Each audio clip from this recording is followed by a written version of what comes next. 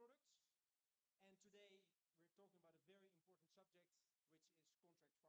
And what I like more about contract farming is farming, right? So before I start,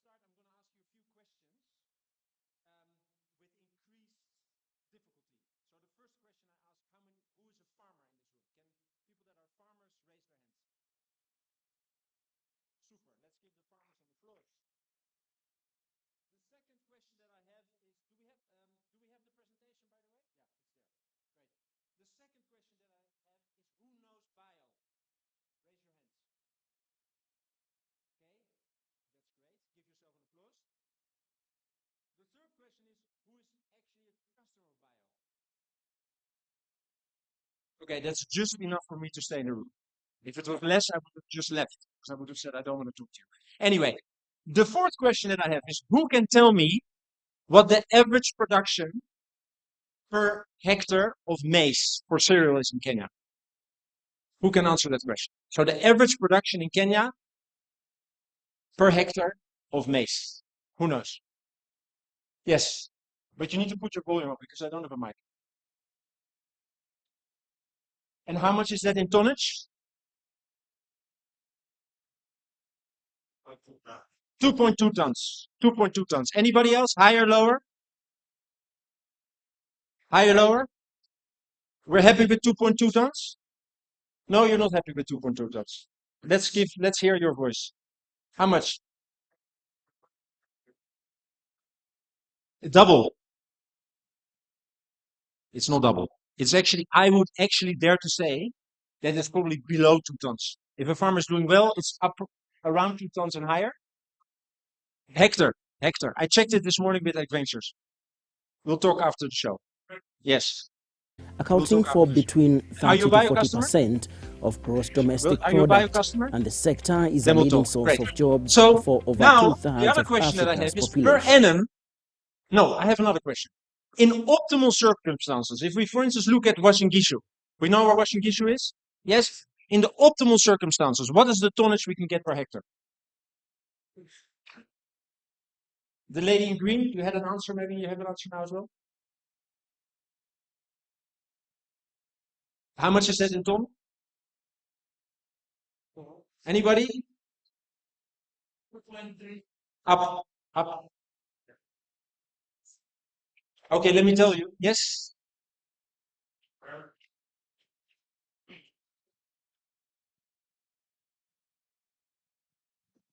In Eldoret, you can get 8 tons and even above. So what we're hearing, and let's keep these numbers in our mind. We're hearing the average is somewhere between 1.8 and 2.2, 1.5 to 2.2. And we hear that under optimal circumstances, I like that answer, it's 8. Now I have a third question for you. What percentage of our maize consumption in Kenya do we import per annum? Who knows? Anybody? What percentage of our maize consumption in Kenya do we import every year? Right? If you go to Mombasa, a whole part of the port is owned by bulk grain handlers. If you go to, we get a lot of maize from Uganda. Sandio, isn't it? Am I right? What's that percentage? Who knows?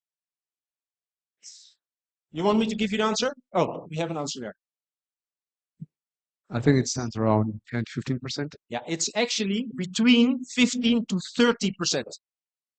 Now, let's rehearse these numbers. An average production per hectare of 1.5 to 2.5 tons. 8 tons at optimal circumstances, and we are importing every year maize into Kenya. Does that make sense to you? That does not make sense, right? 2 more numbers and then we'll go to my presentation. Otherwise, the MC will get upset with me. She's already looking at me like, what's this guy doing? He should just go to his presentation. Who knows what the average production per day of a cow, a dairy cow in Kenya is? Any idea? Name a number. You're putting down your glasses, so you can give me a number. 5 liters? Little bit down? It's anywhere between 3 to 5 liters a day. Yes? Who can tell me what the genetic potential is of the average Holstein Friesian that most farmers keep in Kenya? You have the answer? 40. 40. Right? Who can tell me whether Kenya is a net importer or a net exporter of milk? We are a net importer of milk. We are importing milk from our neighbors, Uganda, and consuming it in Kenya. Does that make sense to you? Great. So that is what I want to talk to you about today. So now you have some numbers in your mind. I have one person, the gentleman with the nice white shirt and the green logo that I have to talk to afterwards, but the other, everybody else believes me, right? Good, great. Let's give him an applause. I always have to find someone to tease. So, what are we actually, if we look at the long-term development in Kenya, I can tell you that 25 years ago, Kenya was a net export of milk. Do we remember? Isn't it? So what are we seeing happening in our country? We see a population growing, isn't it? But what we're seeing is that agricultural productivity, or rather agricultural efficiency, is going down, isn't it? Because the more people, what happens to the land? It becomes smaller and smaller and smaller, right? It becomes less efficient, right? So what we're actually seeing with a growing population, we see the average production per acre or hectare go down. We see the average production per cow go down. So what does that mean if we want to feed a growing population? What can we do? We need to cultivate more land, right? Or we need to have more low-producing animals, or we import. And I think if we look at the agricultural statistics of this country, we're doing all three, isn't it? We're bringing more land under inefficient production, right? We're having more cows that produce relatively little, and we're importing a lot of our foodstuffs, isn't it? And I think anybody that has been in Kenya for the last couple of years, we've seen the shilling weaken. We're talking about the balance of import problems, then we talk about tax, we talk about export. But ultimately, what is the engine of the economy? What is the engine of the economy? Farmers, can you raise your hands? Farmers? You are the engine, right? And if there's a discrepancy, and that's why we're going to, what's the effect of this? So what do we see? We see with a growing population, imports are going up. What do we see with prices? They go up. A, because we have scarcity. B, because if our shilling weakens, the prices go up. We have all experienced it. Besides the taxes that we need to pay extra, even the products that we're buying are more expensive, isn't it? And lastly, we see environmental deterioration. Because bringing more land means cutting trees. It means, and if you then don't have regenerative practices on that land, which we're not doing in Kenya, for instance, in maize, you will see environmental degradation. And I will not tire you with the math, but if the population growth continues as it is, and we then have to have enough cows, we will have so many cows that we have no Kenya left. There will be cows everywhere, producing 3 to 5 liters a day. Are we together so far? You're getting it? Good. So the action that is required, increase agricultural efficiency per acre and per animal. That is where I believe, and we believe as Bio, is the opportunity. We need to look, and I think I really liked, I don't see our potato lady. Oh, there you are. I really liked what she said. I think she highlighted the core problem that we have in Kenya. We will not be able to make any change if we do not have profitable farmers. It is very simple. If the farmers are not profitable, you will not get innovation, you will not get an increase in productivity, because farmers are just going to produce, do the least possible to produce and make a bit of money, right? So, I need to go that way, or this way. So how do we do that, right? And that's what I want to talk to you about today. So farming for profit, and we do this in the bio ecosystem, but it's of course applicable because we already heard something about price, which I'm going to talk about. We heard something about, there was also somebody from an educational institution about skills. So what are we doing? The first thing is quality-based pricing, right?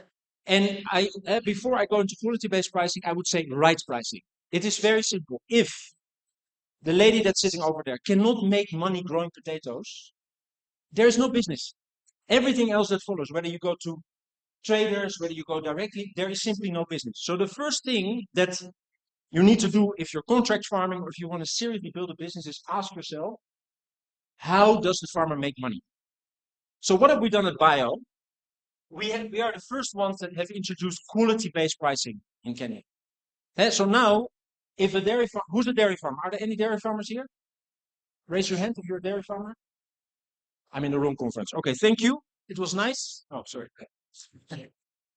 So today, if a farmer brings milk to a dairy processor, they will get paid on volume. It doesn't matter whether it is high protein, high fat, so whether the milk is very valuable, they just get paid on volume, right? That is an incentive for the farmer to do as little as possible and pass the quality norm, right? Because if one farmer does its best and has good quality milk and the other has bad quality milk, they get paid the same price, right? So at Bio, we have already started in 2016 with quality-based pricing. That means a farmer comes, gives us their milk, and we measure the fat and protein, all the quality parameters, and the better the quality, the higher the price. That's the first thing we've done. The second thing we've done is we've said we're going to price to cost. So we're not looking at our competitors. We're asking ourselves, what's the input cost for the farmer? And the global best practice is that a farmer needs to be able to make 35% margin after feed cost. So every month we measure if the price that we're paying the farmer, they have the potential to make 35% margin after feed cost. And if that's not the case, we increase the price. Because we understand that a profitable farmer is a happy farmer and a happy farmer is an invested farmer, right? I always say, if you pay your farmers a marginalized price, you're going to have a marginalized agricultural sector. And I think if we look around us, that is what we have in Kenya, isn't it? We have a marginalized agricultural sector, and it starts with price. And that's a long-term perspective, because in the short term, you'll need to pay more, but you will drive the farmer to become more efficient so that you get higher output, lower costs relatively to product output later. Does that make sense to you so far? Are we together? If there's any question, you raise your hand, please. Yeah? The third thing that we've done, and that's where we go to contract farming, is we are the first ones in Kenya that do long-term contracts with our farmers. Because in Kenya, anybody that has a little bit of knowledge about dairy knows that by December, milk production is high and the price is low. By Feb, March, when the drought has come, the milk price is high. The milk price is high, but the production is low. Net, the farmer never makes money, right? So what we said to our farmers, we're going to give you a long-term contract, and we're going to guarantee you the offtake, and we're going to guarantee you the price. Because then you know you have the right price. You know you have the right price throughout the year, right? You know it will not fluctuate, so you can start investing in your business rather than worrying about tomorrow whether you're going to make money or not. Are we together so far? Then, basically, I forgot your name. Nancy. So I already see Nancy shaking yes, so I have her attention. That's the starting point. Because now we go to Nancy's second question, help us. That's the second thing we do, capacity building and technical support. So once we have the farmer interested, because the farmer says, hey, this makes sense, I can make money, right?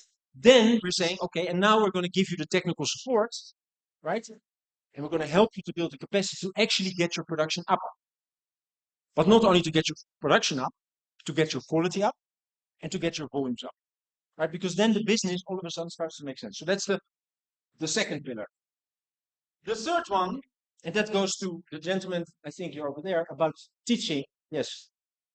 Then you need to build a conducive ecosystem around the farmer. We've heard about fertilizers, we've heard about training, we've heard about feed, etc., etc. And it's the same for crop. If you have an interested farmer and you've built their capacity, but they can't get the quality inputs, the right input at the right price, it's still like walking on one leg, isn't it? So we do a lot of work with feed suppliers, with crop farmers to produce maize, with banks, with technical support providers to say, hey, how can we build now around this farmer an ecosystem that actually, when they need it, they can get the right inputs at the right price, right? And we'll go even a step further if we see that these right inputs are not available at the right price, we will start to work and do pilots to try and achieve that, right? Fourth, what that leads to, and we have seen it, is an increase of milk quantity and an increase of milk quality per animal. So at Bio, we don't measure how much milk we take in, we do, but we also measure how much milk we get per animal. And I can report today that against the national average of 3 to 5 liters, Bio farmers are producing about 18 liters on average per animal per day. Yes? And I won't even talk about the impact on the environment, right? Because it's on average in Kenya, it takes 5 kg of carbon to produce 1 liter of milk, right? Now, if we bring that up to 18 liters, it means it goes down to about 1 to 1.2. So also the carbon footprint of the milk will dramatically decrease if you increase the production, because the cow needs to eat first. Then she produces methane. I will not go into too much detail how it works, but you can imagine. Can we imagine how it works? Yeah. Then if she produces a little milk, all that methane is putting carbon on that 1 liter. But if they produce 18 liter, right, that methane is divided over 18 liters. So the carbon footprint of the milk is also drastically lower.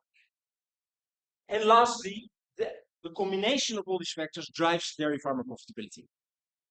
And let me see. We're currently working with smallholder farmers, and I will not, again, because I will run out of time, and you need to just do like this when you want to stop, because I can talk for hours, be careful. Smallholder farmers that work with Bio, we have done the math. If they just increase their production by about 1 liter, with the inputs that they can get through our ecosystem, the income per cow per year goes up by about 150,000 shillings. That is more than 10,000 shillings extra per cow per month. And anybody that has gone to rural Kenya knows that about 11 or 12,000 shillings per month extra income for the farmer is huge, right? It's the difference between healthcare and no healthcare. It's the difference between sending your kids to this school or that school, isn't it? Yeah? Good. I still haven't figured out where I'm going to end. So we take an ecosystem approach. And we don't see ourselves as a player at some point that takes milk and then brings it to the consumer. We say only if we work on the whole ecosystem will we get the impact which ultimately benefits the farmer because they get a better price, they make profit. It benefits Bio because we get the quality milk that we require, and the Kenyan consumer gets higher quality milk. Because never forget, you can't undo in the factory with what's wrong with your raw material, right? So you cannot, if your milk that you take into your factory is not good, you cannot undo it in the factory. So we are very reliable on quality inputs. Because I forgot to tell you, we are the only company in Kenya that operates under the most stringent global quality standards. That means if you take a bio product, you bring it anywhere in the world, it will pass any quality standards, including the EU. And we're the only one. We cannot do that without quality milk, right? Because if there's aflatoxin in the milk, we can't take it out in the factory. If there's antibiotics in the milk, we can't take it out in the factory. If there's inhibitors in the milk, and inhibitors means hydrogen peroxide, bleach, right, which farmers put in the milk to keep it well, to prevent it from spoiling, we can't take that out in the factory. So we need high quality milk. So we need profitable farmers who are actually able to produce that quality. So what's the ecosystem approach? We focus on land regeneration. And an example of that is we've started a pilot in Endebess where we're growing 250 acres of maize silage, right? Which we're doing in a regenerative way. So we do rotational cropping to make sure that the soil is regenerated, that the water is maintained, so that over time we can keep on producing high quality fodder. So that's a big project. With that, we increase the quality and cost of fodder. And to give you an idea what we have achieved in Endebess so far. Again, I'm gonna bore you a little bit with math, but it's very interesting. We've been able to increase the production per acre with 30% of maize silage. The dry matter content of that silage is 35%. The dry matter content of silage that's being sold commercially in the market is about 18 to 20%, almost half. The price that the farmer pays in the market is between 80 and 20 shillings. With us, they pay 14. If you do the quick math, that means that we have been able to reduce the cost per kg of dry matter by 60%. That means the farmer pays 60% less for every kg of dry matter that we want to feed to the farmers. Can you imagine what that does to, first, increasing the productivity per animal, but also the profitability? Are you following me still? Otherwise, we'll have coffee. Yeah? Good. So then we add farm management. We help farmers to increase animal productivity because that is the production per animal. That leads to increase of milk volume and quality, we already discussed. It leads to an increase of quality-based pay, right? And it decreases carbon emission per liter. So now the interesting thing that we're obviously exploring, how can we help farmers to access carbon credits to actually monetize that lower carbon footprint, right? If you take it from 5 to 1, and you know that a ton of CO2 is anywhere between $20 to $50, that is a significant amount of money every day per cow, right? And we're now, as Bio, with our partners, working on a project. How can we help farmers to access carbon credits to even increase their profitability? And lastly, it leads to an increase in farmer profits. Nancy, do you believe me? Have I passed the test so far? Good, thank you. So I'll leave you with this thought. Agriculture productivity is the precondition for our nation's sustainable prosperity. That is what you need to talk about. I am very convinced that we cannot get out of the position that we are as a nation if we do not increase the agricultural efficiency. That means increasing the production per acre and increase the production per animal, because we will simply not be able to produce enough food for our people. And if we do not produce enough food for our people, we end up importing, right? And how is that import funded? Either with loans or with more taxes, isn't it? Do we want more taxes? No. Do we want more loans? So there's only one thing we can do. Over to you. Asanteni-san, it was a pleasure.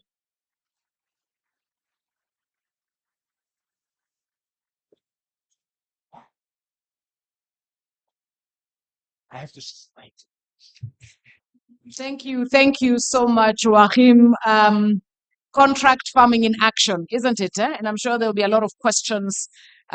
He has told us what works very well. I think there'll be a few questions of are there any kinks in the system, isn't it? But thank you so much.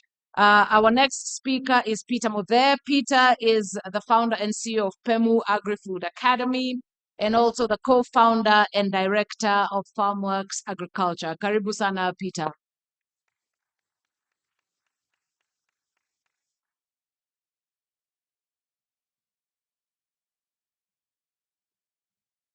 Hello, everyone. I had made a presentation. However, what I had put in my presentation has been spoken over and over and over. So you'll allow me to ignore that and to speak freely. My name is Peter Muthe. I am a co-founder of FarmWorks, one of the distributors of fresh produce in Kenya. One of the largest distributors now currently in Nairobi. We distribute 1 million kilos of fresh produce every month, sorry. So about 35 tons per day.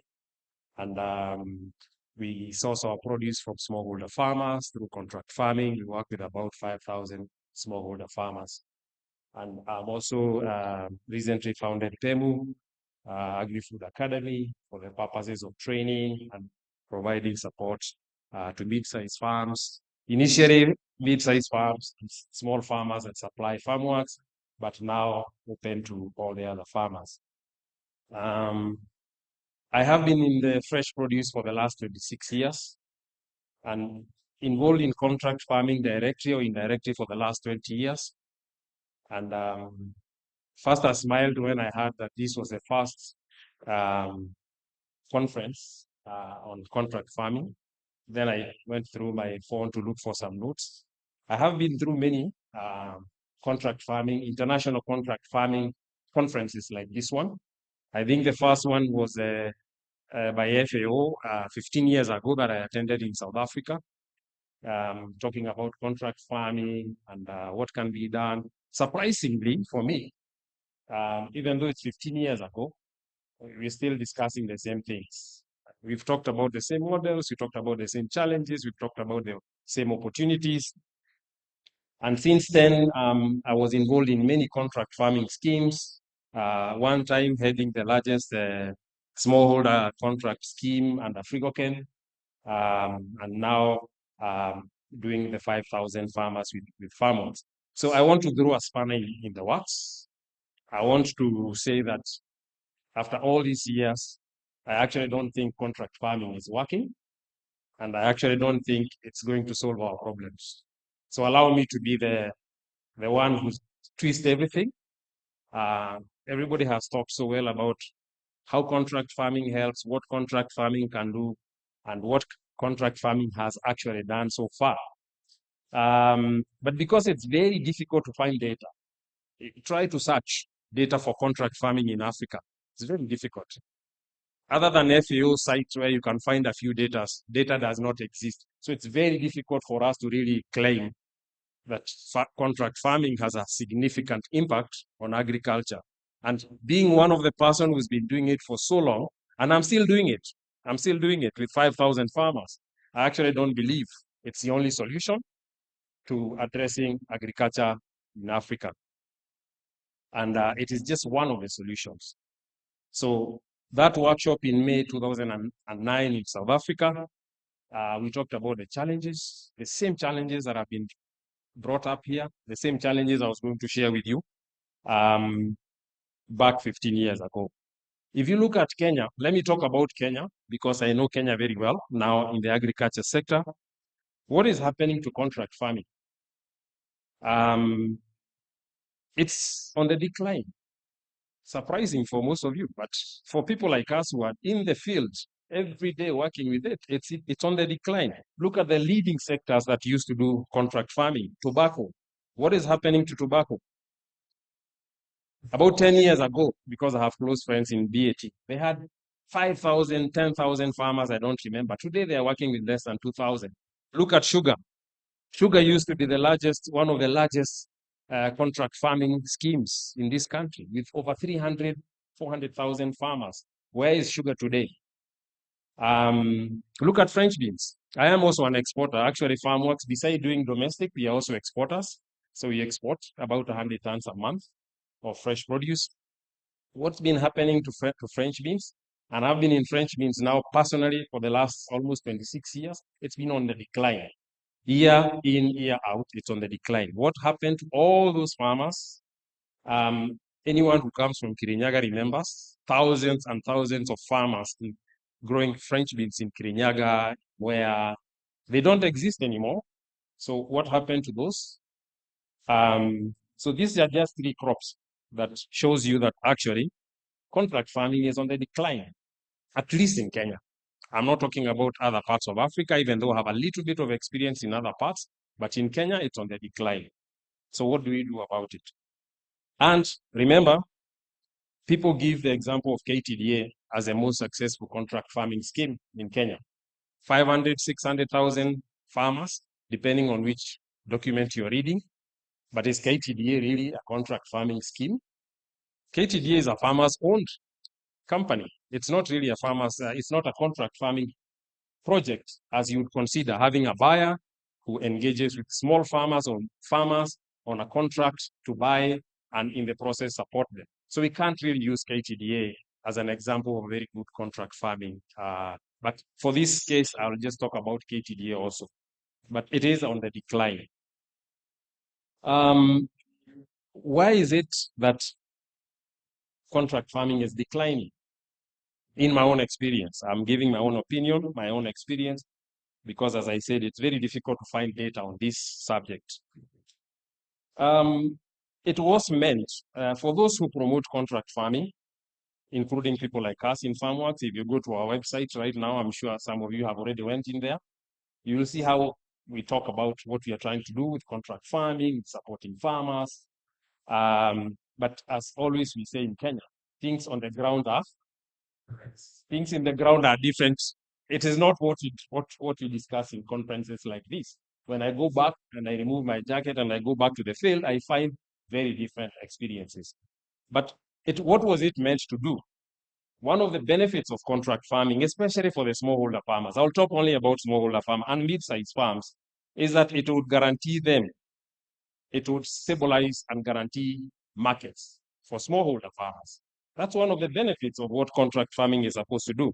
But is it true? As a dealer in fresh produce and a large dealer for that matter, domestic and export, I am not able to guarantee markets. I don't know. I wake up like an exporter. I wake up on Mondays, and the other exporters here who will share this with me. We wake up on Monday and we figure out what are the orders for the week. So how am I supposed to then guarantee somebody 3 months before to plant produce to give me when I only know my orders for the week? Even for the domestic market, yes, we have data. We can predict what we can actually sell in a few months, but still, contract farming, actually in the real sense, does not necessarily guarantee the farmer a market. It helps significantly, but it doesn't guarantee. And that is one of the biggest challenges, is because the market is so unpredictable. The food market is so unpredictable, whether it's domestic or export, that we, the people who engage farmers, don't have a good grasp, control of what we can sell, and therefore, we also can't give a very good. So what happens? A lot of companies default. You've heard this cry from many farmers. Companies gave us seeds, company gave us promises, and when the produce was ready, they were nowhere to be seen. It is real. The company may have done that, and by the time it came to the harvest, the orders did not come, or the produce was not there. So if contract farming is supposed to guarantee markets, we have to think now, and I'm challenging the organizers of this conference and the other FAO and other people who may help in future to help us think what is next, because this contract farming is not working according to me, and I've been in it now for 20 years. What else can we do that would help? And I will talk about a few models that are coming up in Kenya, mostly led by the youth, that are very exciting and actually slowly, silently taking over what was traditionally done by contract farming. So no guarantee of market. So don't tell us that contract farming is going to guarantee markets, only for a few products. And again, if you say KTDA is the most successful contract farming scheme, does KTDA guarantee anyone market? Does KTDA know what it will sell tomorrow? They don't. The farmers are the owners. They produce, they bring the tea, and KTDA goes and looks for the market. So when we talk as buyers, we are always hammered by the farmers, for example, and say, why are you not buying our tomatoes? See, because I don't have a market. If I had a market, I will buy your tomatoes because I'll make money in the process. There's no company that is refusing to buy produce just for the sake of it. It's not buying produce because it doesn't have somewhere to sell. And one of the other killers of the contract farming is that you cannot enforce contracts in Kenya for contract farming, especially when it involves default by farmer. It's easier to catch the company, and those who have done contract farming as companies will know that. It's easier to get the company. If you default, it's easier to get the company. But will you touch the farmers if they default? So what happens in the contract farming in Kenya is that when the markets are not there, the company defaults. When the markets are there, the farmer defaults by side selling. So it is up and down. So it's very difficult actually to enforce. Even though they are in Kenya and like other parts of East Africa, there are clear regulations that can be followed. Actually, there are laws that you can follow in Kenya to enforce contract farming. But it is such a politically sensitive thing. Who is going to take 200 smallholder farmers to court because they have sold your beans? It's not possible. So companies are aware that even though we are contracting farmers, these contracts cannot be enforced. I said we sell about 700 tons of tomatoes a month. We buy from smallholder farmers. We have tried contracts. And today I'll leave my crates with the farmer in the morning. And by lunchtime, the farmer has already sold those tomatoes to somebody else. And they will call me and say, do you want me to pay for your inputs? But I didn't contract that farmer so that he could, I'm not an input dealer, so I'm not making money with the inputs. I wanted the tomatoes, but he's already sold it. So if you cannot enforce contracts, how then are we saying that this is going to be one of the key solutions to turning around agriculture? Then contract farming was also meant to be a security and assurance that farmers would be able to find financing and they would be able to find inputs if they are inside a contract farming scheme. Yes, it works, but not always. In most cases, it doesn't. Our financial institutions no longer consider contracts as sufficient risk mitigation for them.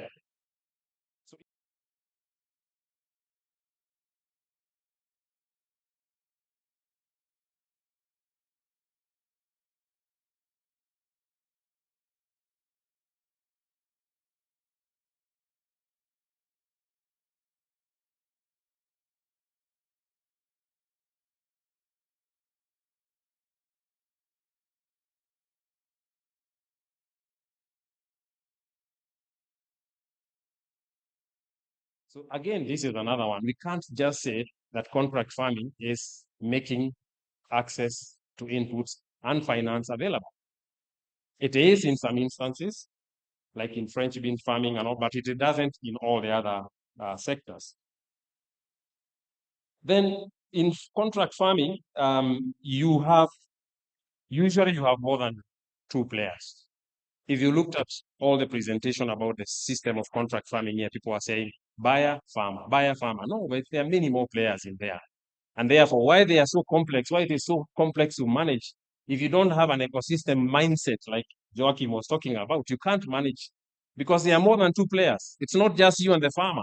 There is a bank, there is an input supplier, there is care fees, there are so many others. So contract farming needs to be, maybe we need to change this term. Maybe we need to think about something that has an ecosystem in it, because it's not just managing two people, it's managing a lot more people. And then the last one I was saying is that it was also meant to bring knowledge to the farmers, because as a contract company, I go and train my farmers on how to produce good, to produce better.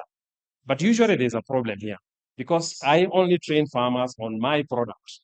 I only train farmers on my value chain. So what happens to the need for resilience that is based on a whole farm system, on the whole ecosystem of the farm? So farmers find it, for example, one of the biggest challenges we faced in the past when we were one product is that the farmers always ask us, so after your French beans, what do I plant next? Eventually, they end up planting French bean after French bean after French bean, and that actually collapses their soils. Because contract farming is limited to one particular, so we have to think of other models also. So because I know we are running out of time, and I want to close by saying that there are other models. And I'm thinking in my own view now, also at my now age, thinking, what else can work? What else will work? This hasn't worked, what will work? And I like what I'm seeing with the youth.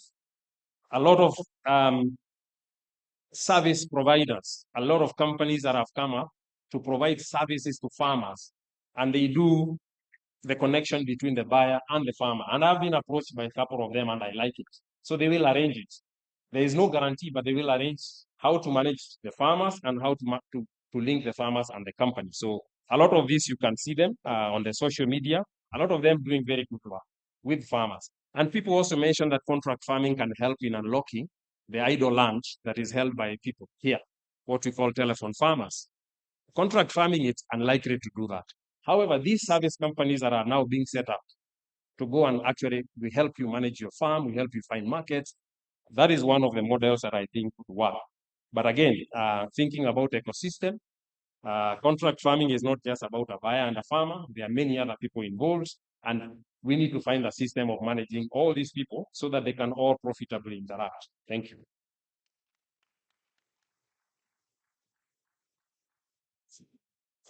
Kwa ground vitu ni different. Thank you, Peter, for an unexpected conversation, but a very important one. I think it's good to look at all sides of an issue. From Joachim, we had a success story, but from Peter, we had a different story. So now it's time to open up for questions. I'm sure you have quite a number of questions, so we'll try to manage them the best we can.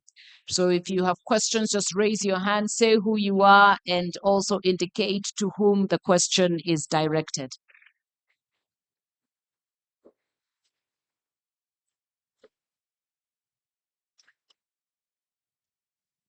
My name is Lydia Kabukwa, working with COPAT.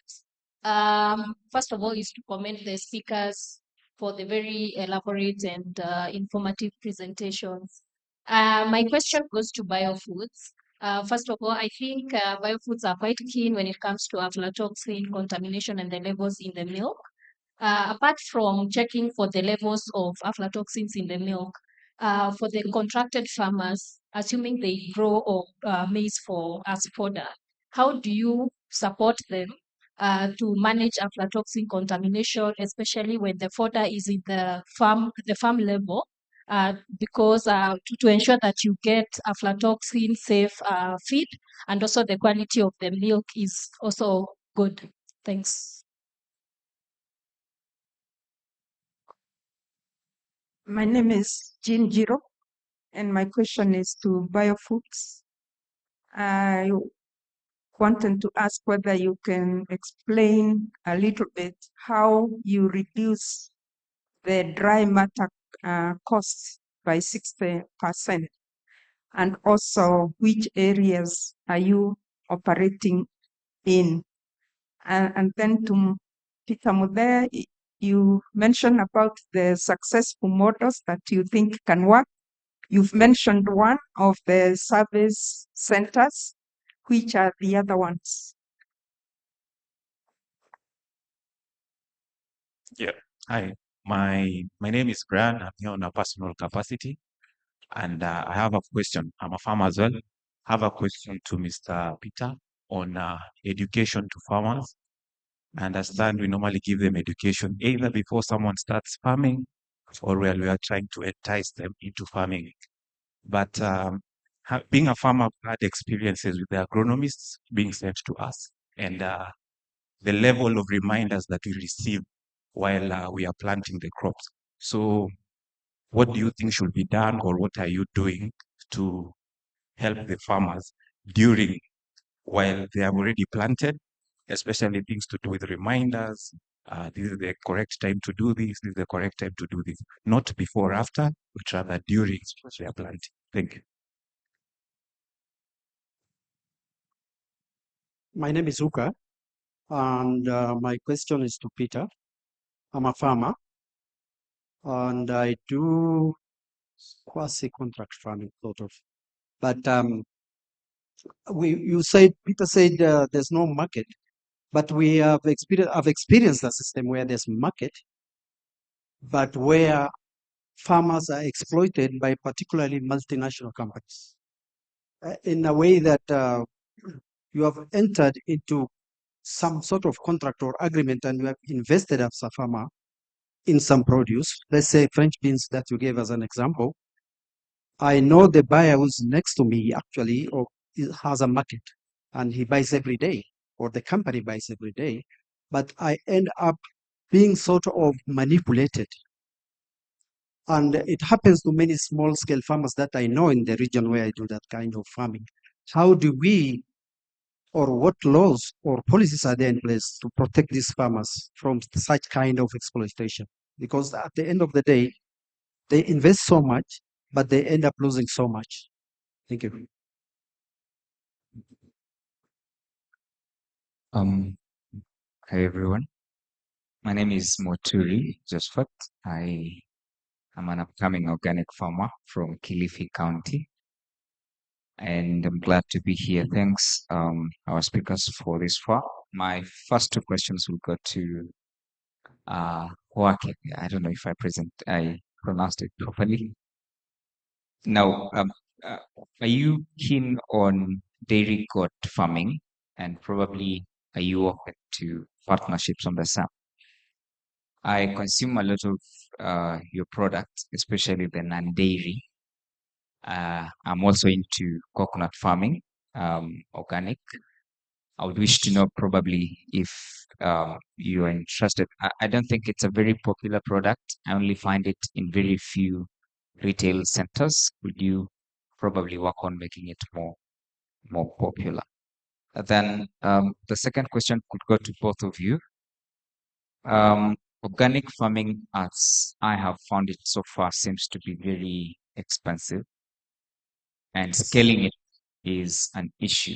Most of the time, when you talk about farming in forums like this one, those of us who are interested in organic farming get very little. Now, are you able to comment on the possibility of easing organic farming and scaling it to returns like the ones you guys are talking about? Thank you. This question's for Peter. Chris Gaspari from Fresh Crop Limited. One of the interesting things that I think is becoming a trend more in contract farming, which you spoke a little bit about, is being able to engage the farmer in continuous management of the farm. We also do contract farming in potatoes, but we're also trying to plug in different partners to be able to do some of the rotational crops with the farmers. Do you have any examples that you could potentially share with us of where you've seen in that trend of successful partnerships, potentially between private off-takers that could come together to be able to fully manage or be able to fully cooperate with farmers in the different crops that they plant? Hello, good afternoon. My name is Faith. Thank you so much for the presentations, Joachim and Peter. Quite insightful to hear about quality-based pricing. And I just had a question on, do you have a minimum threshold in terms of quality? I'm now working as an independent consultant for agriculture, but before I worked in organizations whereby we were relying also a good percentage on outgrower farmers. And there used to be quality standards. And when farmers do not meet those quality standards, they usually sent away from the gates and either leads to losses.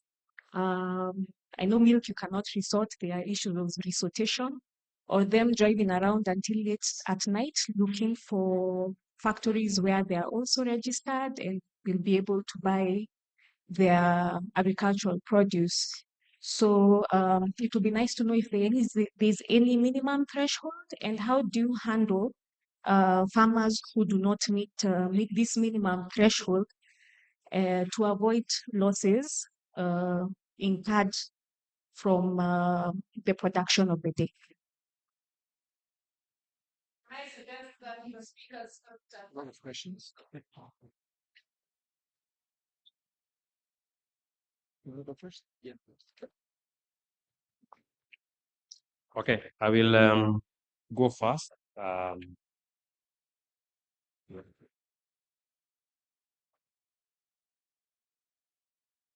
So somebody asked, what else works beside the traditional contract farming? And for me, contract farming means there is a buyer who enters into a formal contract with a grower, producer. So that's what I'm calling contract farming so that I don't confuse. But if you listen to FAO definition of contract farming, it was much broader because it was even including cooperative types. But for me, the idea of the service center is a good one. But the service center also needs to be connected to the market. What I really like, and I know it goes against my entrepreneurial efforts, is farmers-owned organizations and farmers-owned platforms or platforms where farmers have a lot more say. One of the things we are trying to change, for example, in our system, is removing this thing called fixed price. So we are now exploring with farmers, how do we make sure that we don't talk about fixed price. Nobody fixes my prices where I sell, so I should also not bother trying to fix prices where I buy from. So we're trying to work with farmers. Are there ways we can actually work with a transparent system that actually deals with the prices as they come, especially for domestic market, where the prices are easy to be known by everyone. When it comes to export, it's a bit different. But yeah, platforms, if you look at the success of KTDA, why is it so successful? It's because it's farmers owned and farmers have a control. So wearing my hat as a farmer, I would want to see more of farmers owned platforms where farmers have decision making. Then somebody asked, is there manipulation whereby, for example, one buyer is telling me, I don't have orders, the one who has contracted you, but you can see the next farmer is actually selling to another buyer. So especially for export, that's what happens. I may have orders, but the other exporter doesn't have orders. It depends. But of course, there is a lot of manipulation, a lot of it. And as I said again, buyers also take advantage of the fact that you cannot enforce contracts in Kenya by walking away when there is no markets. And then farmers hit back. When the markets come, they say sell. So there are legal mechanisms in Kenya. For example, contracts are registered with the HCD. And therefore, if there is breach, you can actually get a legal mechanism to address it. Somebody asked about is organic farming scalable? Yes, it is. It's different. Organic farming is different from the normal type of farming that we are doing. The certification aspect of it, for you to say it's organic farming, the need for certification is one of the biggest bottlenecks to the growth of organic farming. This other farming, nobody asks you. If I'm selling tomatoes to Marikiti and all these other places, nobody asks me. But if I claim it's organic, I need certification. And for those who have tried, it's not easy. I'm setting up an organic farm myself because I've also been bashed a lot by a lot of other people that I am anti-organic farming, but it is not true. I like organic farming. I'm setting up an organic farming to prove, to see whether it can actually be scaled or not. Any good example of contract farming partnerships? Yes, you can see it, especially in the fruits in Kenya. If you look at them, it's difficult for us in the veg, very difficult for us to be really good at our contract farming in veg. It's very easy for exporters and fruit dealers, these guys of avocados. They have a much easier life. And therefore, if you look at good partnerships that are working in contract farming today, it's mostly in that area of fruits. And of course, with companies like Bio and others who have a smaller section of not so unpredictable situation. But in vegetables, things change so much, 5 times in a day. For example, the prices of tomatoes change minimum 3 times in the day. We wake up in the morning at 6, there is a price that the farmer knows. At midday, there is a price that the farmer knows. And the closing price, which is usually at 5, is the worst price because that is one now destabilizes everything. But there will be prices. It doesn't change like that for fruits. It doesn't change like that for milk. But also for maybe like Bio, most of other milk companies are not really involved in contract farming. They are buying from farmers, even though those numbers are usually registered as contract farming milk scheme, but they're actually not. Most companies who in Kenya claim to actually work with farmers, there is no written formal document. It's just we buy when we want. I think that was the last question.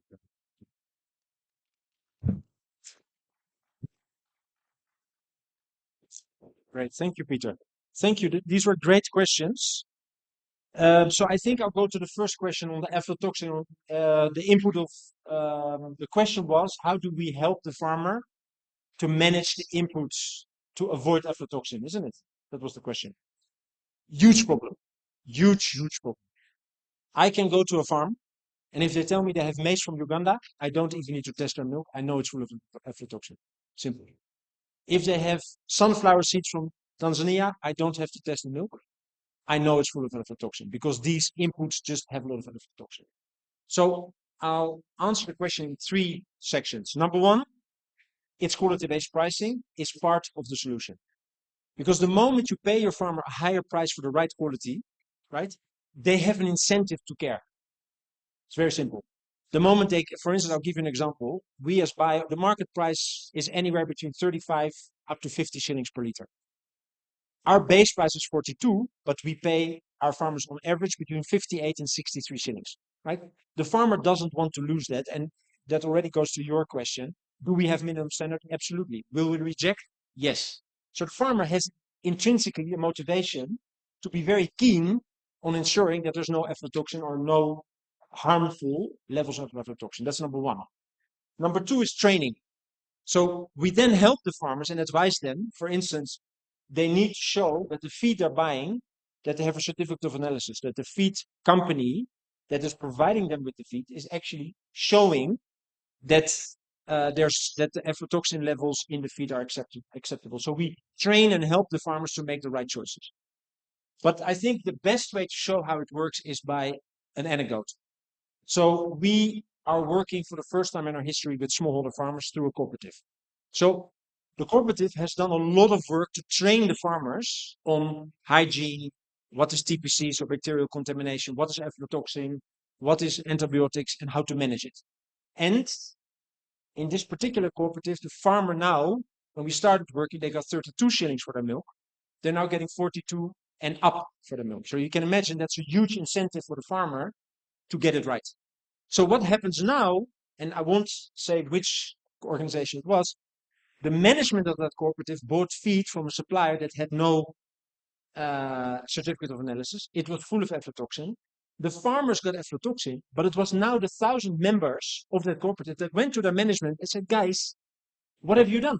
Can you imagine smallholder farmers? These are farmers with 1 or 2 cows that 2 years ago had no clue about aflatoxin. If you go there now, and I'll invite you to come, they will talk to you and say, so what do? We need to manage our aflatoxin, we need to manage antibiotics, we need to manage TPC, we need to keep the churns clean, we need to wash our hands before milking. And they actually got very upset with their cooperative management for not managing the aflatoxin well. And as a result, the management now said, we're only going to buy feed from official suppliers that can give us a certificate of analysis. And this is a true story that happened 6 weeks ago. Does that answer your question? Yeah? Great. Let's give an applause for that question. It was a good one. I liked it. The second question was on the dry matter, right? Let me make it very simple. An example. We had mandazis outside, right? The mandazi had a certain amount of salt, a certain amount of sugar, and a certain amount of sugar in it, isn't it? Right? If you would buy it on weight, it would have a certain nutritional profile, right? Now, if you put that mandazi in a glass of water and you take it out, what happens to the weight? Goes up, right? So if you would buy it on price, the price would go up. Yeah? Would the nutritional profile of that mandazi go up? No, it would stay the same, right? It's still the same flour, the same salt, and the same sugar. Are we together? So by increasing the dry matter content, so basically, because ultimately silage is plant and water, right? So if you harvest it too early, it has a lot of water, right? And the dry matter content will be low. If you harvest it too late, it will be very dry, but the cow can't digest it, right? So a lot of the silage in Kenya is harvested too early, so it's full of water, but you pay per kilo. So if I pay 20 shillings, and you can do the math, we can take out if you take out your phone, and we say we pay 20 shillings for silage with a dry matter content of 18. That's 20 divided by 18 per gram, right? How much is that? 1.11. Are we together? Now you pay 14 shillings, right, for maize silage with a dry matter content of 35. Now divide 14 divided by 35 is? Are we together? Anybody? I think people need coffee. It's 0.4.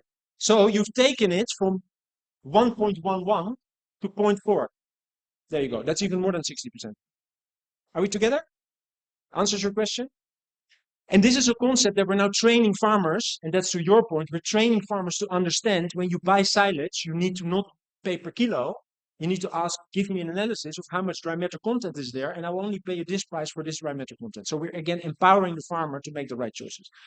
To your question, the pilot that we've done is in Endebess for 220 acres. We're currently working together with the Ministry of Livestock and the counties to expand it to Transoya, to expand it to Nakuru, and to expand it to Assal areas, because we want to incrementally take this fodder production away from the very fertile areas where it competes with human food production.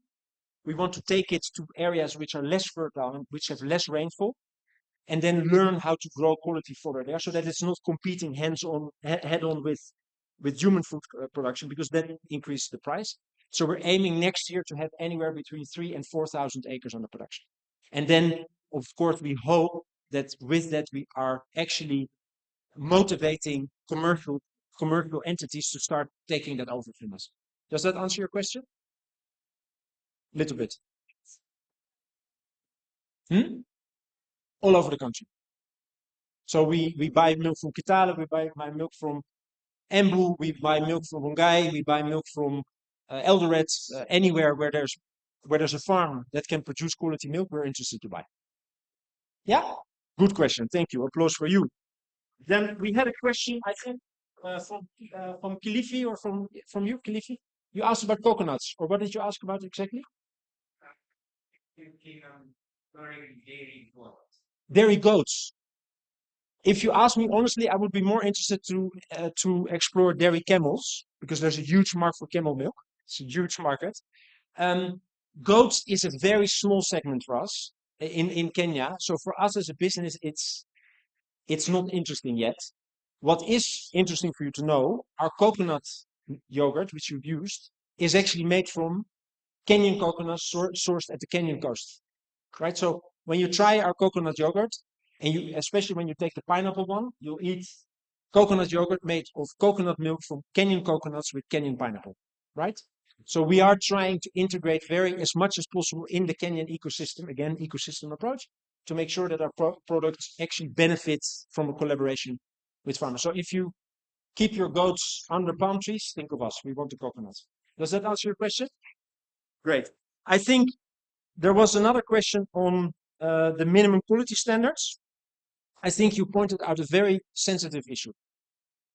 Yes, we have minimum quality standards. So just for you to know, we keep the milk of one farm isolated until it reaches our factory, and we perform 17 tests before that milk can enter the factory. So the truck comes sealed, it's unsealed at the premises, a sample is taken, we do 17 tests, the milk does not enter before these 17 tests are passed.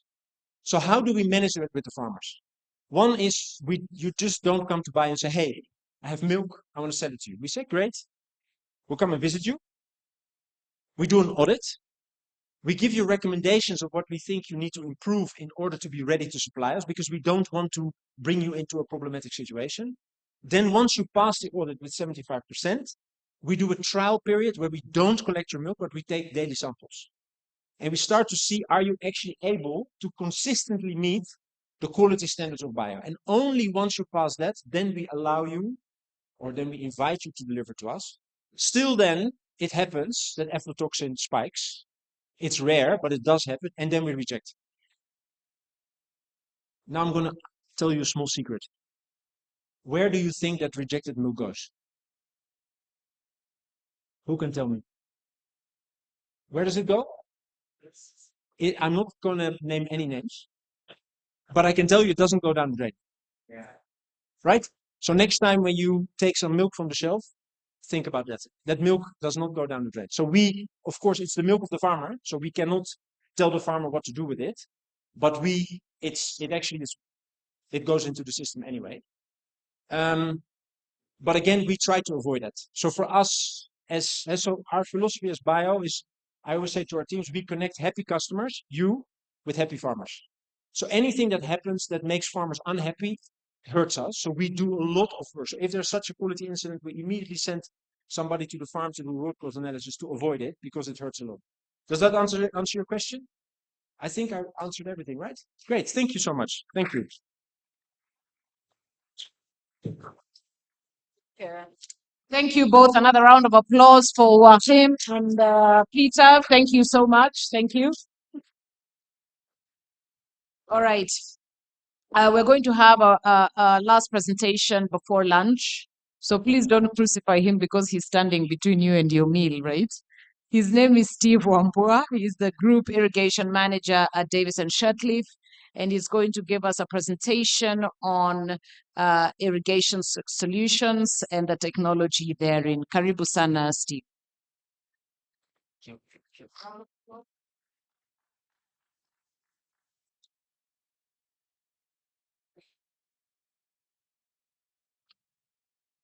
Good afternoon. So I'm informed I'm standing between you and your lunch. So I'll try and take the shortest of your time so you don't hate me for any reason.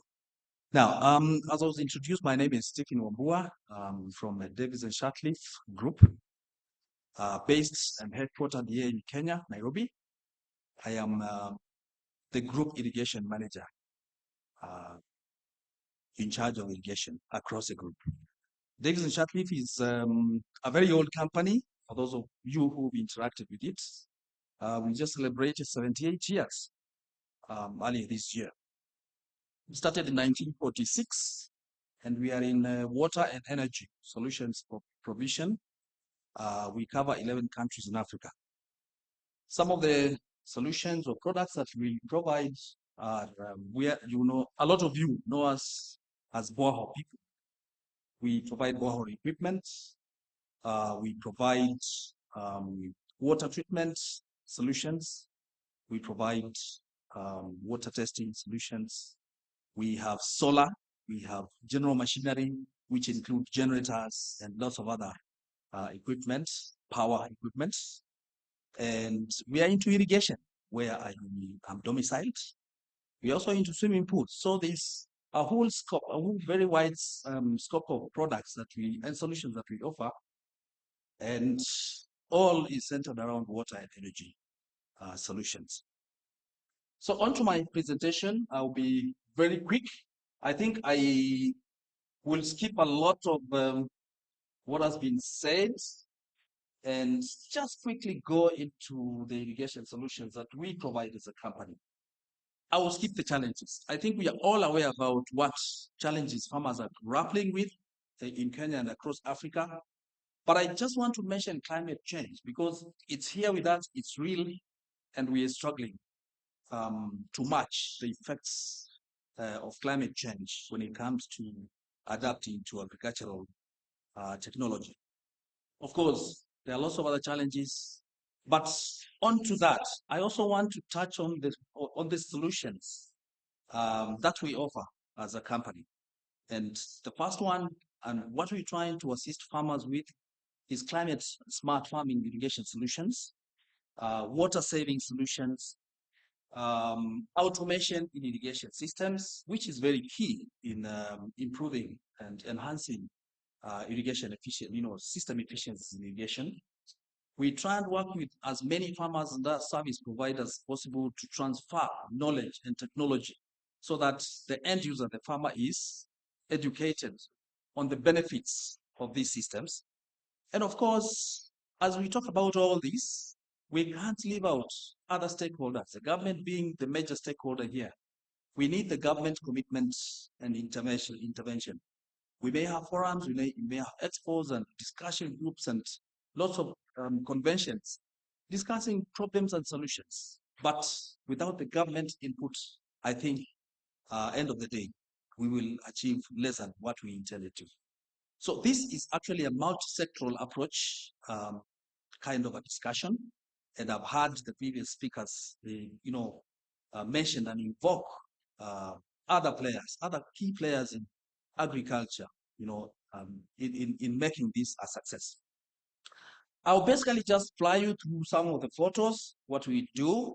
So we automate irrigation systems. And the key important thing about automating irrigation systems is, number one, to increase efficiency in the use of the water, the use of your time, and the use of your resources generally. So when you automate systems, you are effectively reducing wastage to water and other systems. You reducing wastage to time used in farm operations and irrigation applications. And we can automate from the smallest kitchen garden to huge, large-scale estates. And one of the technologies that we use we employ in automating these systems is, yeah, I can't seem to know where to point this correctly. I'll keep. So we have partnered with a European company called Irritech. Irritech is one of the oldest irrigation manufacturer supplier in the world. And what they do is they try and automate everything from your pumping solutions to filtration to fertilizer application called fertigation and to the emitter point. So everything in your system is automated. It just depends on what complexity or what kind of output you want to read, but they can literally automate everything. And by doing this, we have employed the use of radio frequency automation. Radio is where you go wireless. You have minimal cables in your automation of irrigation. So you have a radio transmitter, and out there you've got radio receivers. And these have been tested. These have been adapted to manage your pumps, to manage your filters, to manage your fertilizer application, manage your EC and pH in the field, manage your opening and closing of valves, the irrigation duration, everything, the whole scope. All you need is just the equipment and the program. And everything can also be cloud-based.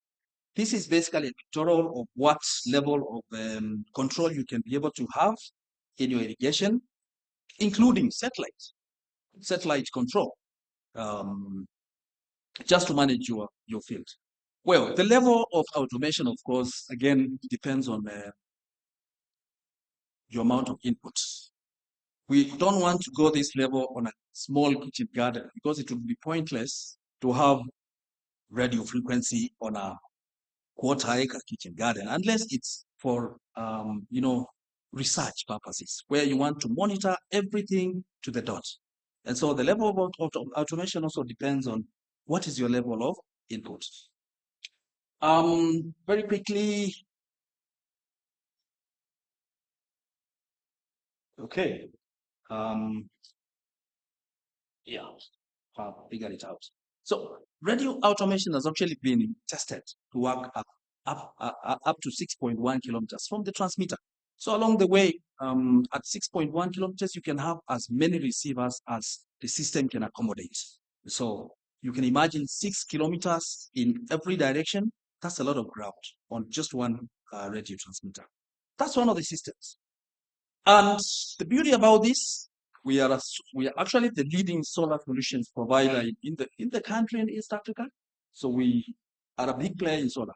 We can have all this infrastructure powered by solar, which is natural, free energy, sustainable, and attractive. Now, we also ventured into organic products just recently. And this is basically to give the farmer an all-round kind of solution from the equipment to the plant level. And so we're offering organic insecticides and nematicides, water-saving products that actually reduce your irrigation water by up to 50%, plant health boosters, and soil conditioners. So this is a discussion we also need to have farmers about what solutions we can provide in the field. So these are some of the products that we offer. This is a local company. Of course, the products are sourced from different areas, different countries in the world, but they're all organic, and they play a very important, a vital role in the organic farming as scope. We also are into large scale operations.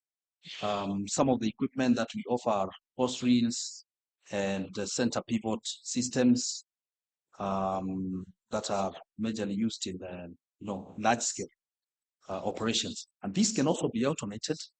We've actually achieved very complex levels of automation of center pivots and other very large-scale operations.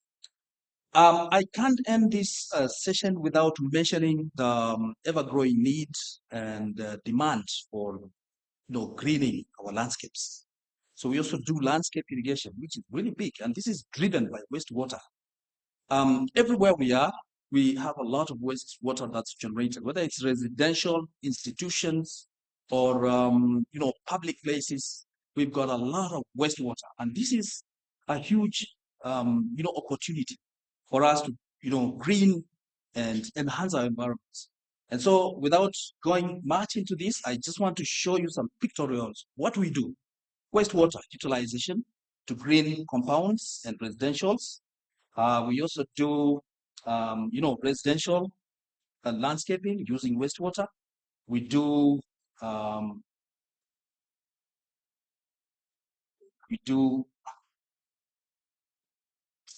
public parks, public spaces, using wastewater generated at sports fields. So this is another big area where we are participating in providing water and energy solutions. I think that would be the end of my presentation, and I didn't take even a minute of your lunch. So thank you very much. Thank you very much. Thank you very much, Bwana Wambua, on that education of what the offering of Davidson Shirtlift is. So this now concludes the morning session. And what a session. Very engaging, very insightful presentations. There's lots of learning, lots of sharing. So can we give a round of applause to the speakers, to the participants of the morning session? It's now time for lunch, so we'll take about a 50-minute lunch break and then start to make our way back here. I see a hand up. Okay.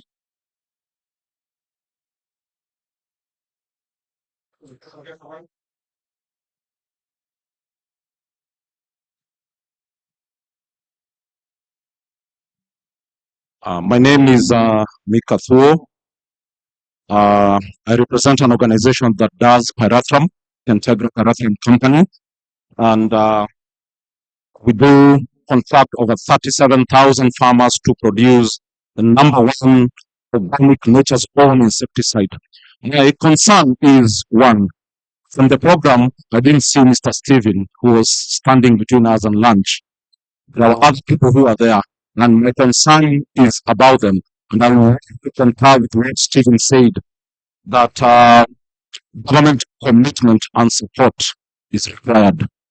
I do wonder if there is only government official here, because I believe they should be constant on that seat when we are asking our questions. And the biggest missing link is government when it comes even to contact farming. Going to departments like us, who are basically toothless when it comes to compliance, when it comes to enforcement of the very laws we are talking about here. So it is easy for government to prosecute a corporate when they don't meet their obligation, but quite impossible when it's the farmer. It's just a classic example of man hurting a dog. So for them be able to implement the bottom-up economic transformation, I believe it will be good for government to show their commitment in what we're doing here. This is an international conference, and it will be good to have them there to answer most of the questions when it comes to matters of governance, matters of policy. So that's just a concern that I had. Thank you. Thank you, Bwana Thuo. It is well noted. The two speakers, one of them will be speaking tomorrow, actually, so we were able to do that, and the other, something came up and they weren't able to come. Certainly, I think the importance of government cannot be understated. We did have the Agricultural Secretary this morning representing his Cabinet Secretary. So, and he did speak to commitment, understanding what the government needs to do to support this initiative. But certainly, I think your sentiments are well noted. Thank you. Thank you for that. So lunch will be served in conference room 3. Conference room 3 is 2 rooms down to my left.